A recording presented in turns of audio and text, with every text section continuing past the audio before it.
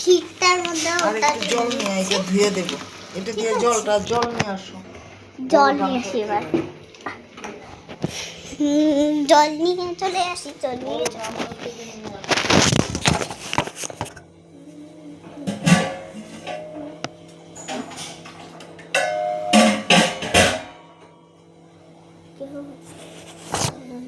আমরা জল নিয়ে নিয়েছি।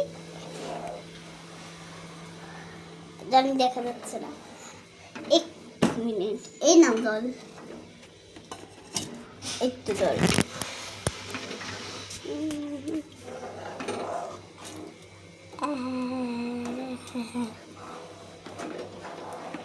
এত গাঢ় না হলে ক্ষীর হবে কি করে?